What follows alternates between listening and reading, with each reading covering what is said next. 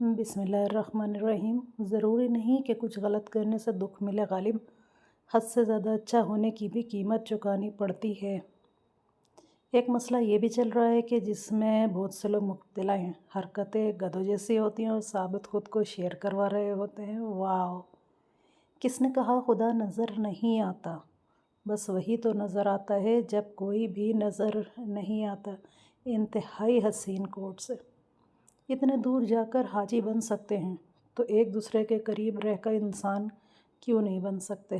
حاجی صاحب کہلوانے کا لوگوں کو کچھ زیادہ ہی شوق ہوتا ہے نا۔ کبھی بدلہ نہ لینا، سڑا ہوا پھل خود ہی گر جائے گا۔ بے شک یہ کوٹس بہت زبردست ہے کہ آپ بدلہ لینا چھوڑ دیں، اللہ کے اوپر چھوڑیں۔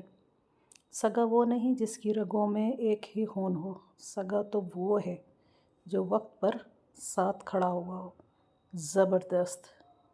سجدوں میں گرنے سے پہلے ان لوگوں کو گلے لگائیں جو آپ کی وجہ سے اذیت میں ہیں، کیونکہ دل آزاریاں معاف نہیں ہوتیں۔ بے شک اپنی اولاد کے لیے سہولیات زندگی سے زیادہ تربیت کی فکر کریں۔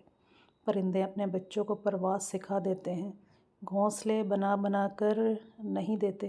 اپنے بچوں کو سب سے زیادہ تربیت، اچھا ماحول دیں، اچھے الفاظ دیں گفتگو کے لیے۔ اللہ رزق کھول دے تو دسترخوان لمبا کر دو، دیواریں نہیں۔ اگر اپنے حصے میں سے تھوڑا کسی کو دے دیں گے تو کمی کچھ بھی نہیں ہو جاتی۔ جنازے کی نماز پڑھنے کے لیے لوگ دوسرے ملکوں سے بھی آ جاتے ہیں، لیکن فرض نماز پڑھنے کے لیے مسلمان محلے کی مسجد تک نہیں جاتے۔ یہ اس معاشرے کا المیہ ہے جس میں ہم سب رہتے ہیں، اور افسوس کا مقام ہے۔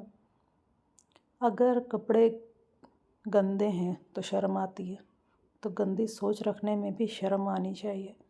یہ تو بہت ہی زبردست، کسی نے دل چیر دینے والا کوٹس لکھا ہے اور بہت دل کو چھو لینے والی بات ہے۔